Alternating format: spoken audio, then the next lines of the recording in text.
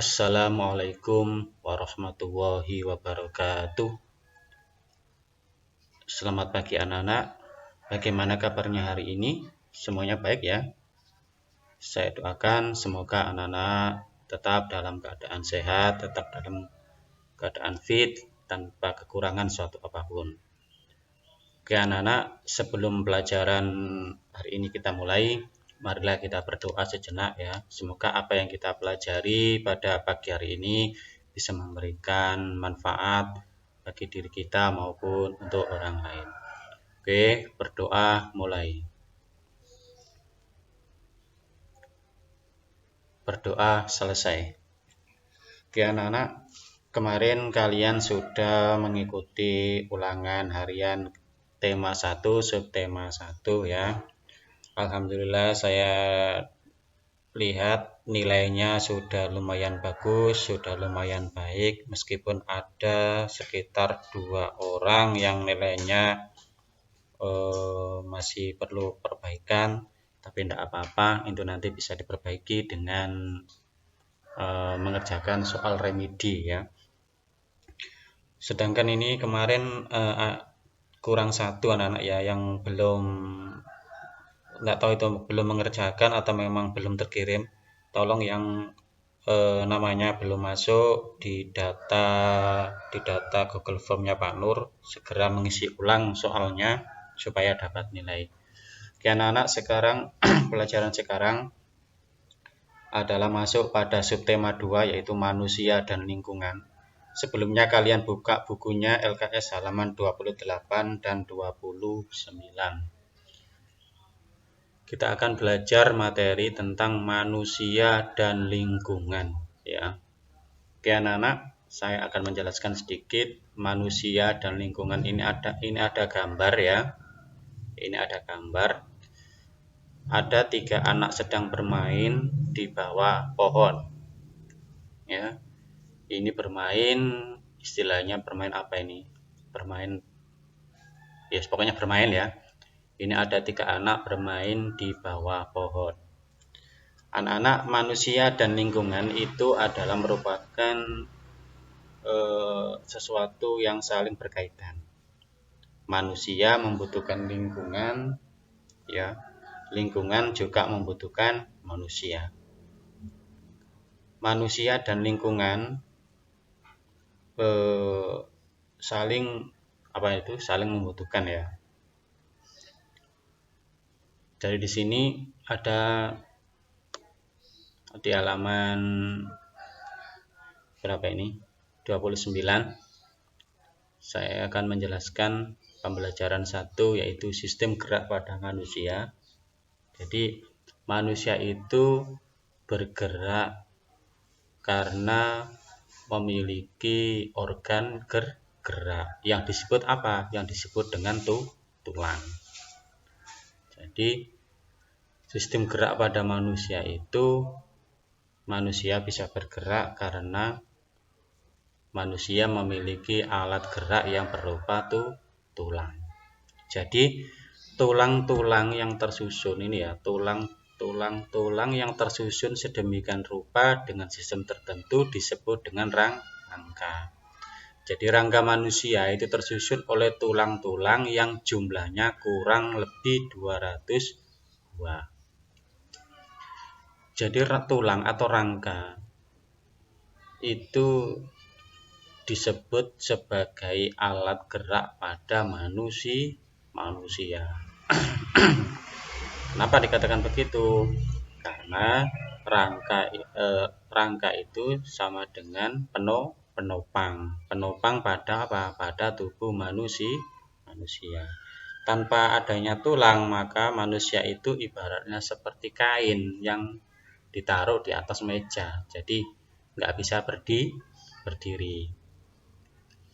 Jadi organ gerak itu terdiri dari apa? Seperti pergelangan tangan, ya, pergelangan kaki, terus sendi terus leher ya. Kemudian pergelangan jari-jari kaki itu memiliki engsel. Nah, yang memiliki engsel itu digunakan untuk apa? Bergerak. Jadi rangka pada manusia itu memiliki beberapa fungsi, yaitu yang pertama adalah tempat melekatnya otot. Tempat melekatnya otot. Sampean tahu otot itu apa? Otot itu adalah daging, ya. Jadi daging sampean, daging kalian yang ada di dalam tubuh kalian itu menempel pada rangka atau pada tulang. Kita itu sering mendengar anak-anak, otot itu katanya itu apa itu yang biru-biru itu ya, yang biru-biru. Nah, itu sebenarnya bukan otot yang biru-biru itu adalah pembuluh darah. Jadi otot itu adalah daging. Nah, daging itu melekatnya pada tulang. Jadi fungsi yang pertama, rangka itu adalah tempat melekatnya otot. Yang kedua, menyokong dan menopang tubuh, artinya menegakkan tegaknya tubuh. Jadi kalian bisa berdiri, sampean bisa berlari, sampean bisa jungkir balik itu karena adanya tulang. Karena tulang itu fungsinya adalah sebagai menopang tubuh atau sebagai cagak, sebagai tiang. Jadi tubuh kalian bisa berdiri tegak. Kalau tidak ada tulang, ya kalian nggak bisa berdiri. Ya seperti tadi, baju yang ditaruh di atas meja, ngelimprek istilahnya, ngelimprek ya. Seperti itu.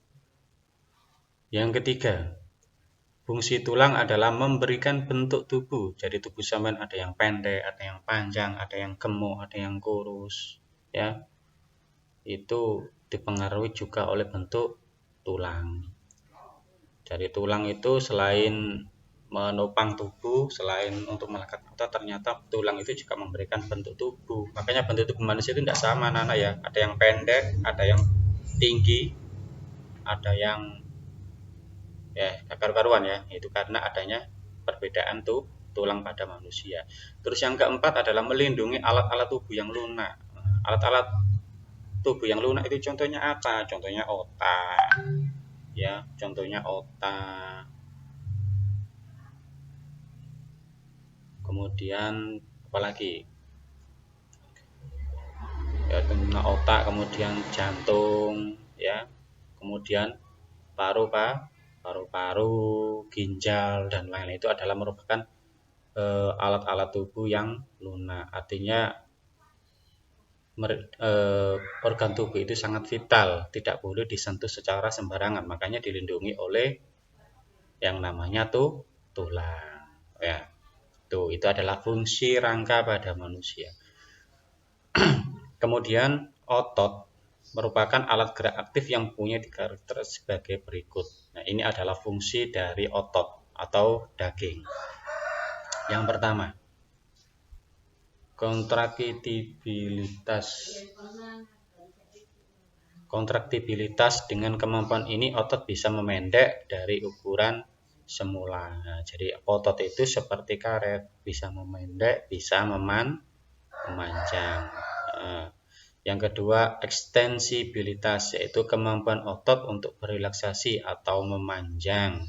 Yang ketiga, elastisitas, yaitu otot memiliki kemampuan untuk kembali lagi pada posisi semula setelah berkontraksi atau berrelaksasi. Makanya kenapa setiap kali kita bekerja atau sehabis kita berolahraga, tubuh kita terasa pegal-pegal, linu-linu, itu karena otot tadi mengalami apa? Relaksasi yang tadinya memanjang kemudian memendek.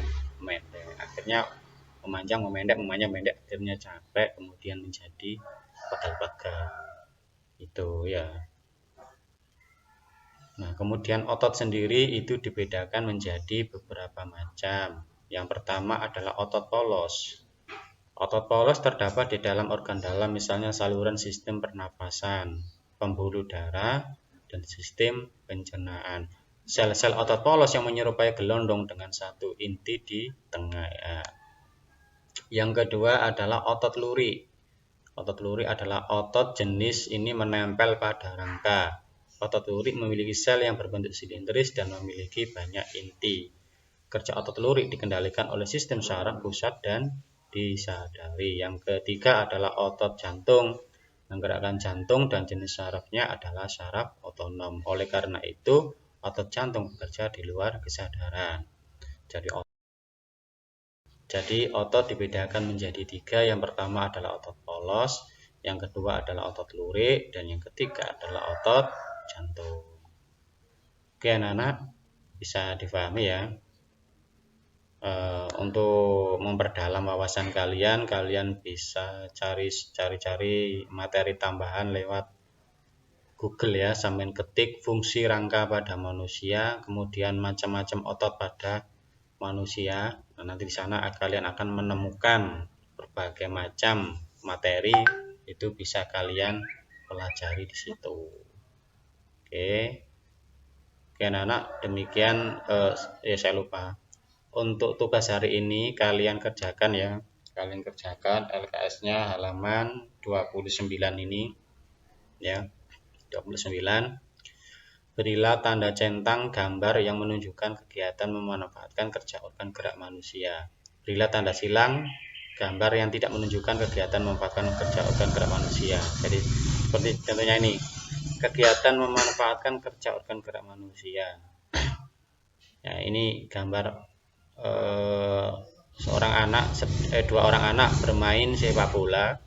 Yang sebelah kanan seorang anak sedang tidur. Nah, ini kalau kegiatan ini memanfaatkan kerja organ gerak manusia, maka kalian checklist. Kalau bukan memanfaatkan kerja gerak manusia, sampean silang seperti ini.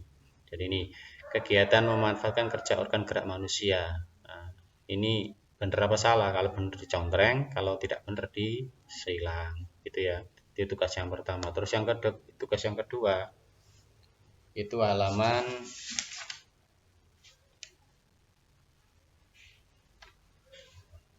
berapa ini? Halaman 30 ya. Halaman 30 kalian menentukan ide pokok paragraf dan menuliskan kalimat penjelas. Jadi yang pertama halaman 29 yang ini ya. Yang ini halaman 29 memberikan checklist. Kemudian halaman 30 yaitu yang ayo membaca penilaian bahasa Indonesia itu yang bawah menentukan ide pokok paragraf dari teks di atas. Jadi saya tuliskan di sini ya.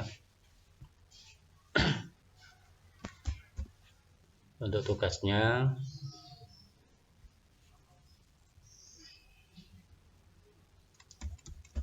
tugas pembelajaran 1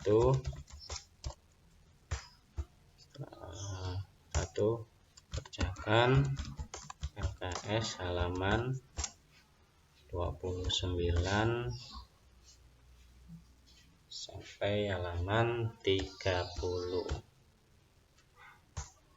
Kerjakan LKS halaman 29 sampai 30 ya, dikerjakan di buku tulis, kemudian dikirim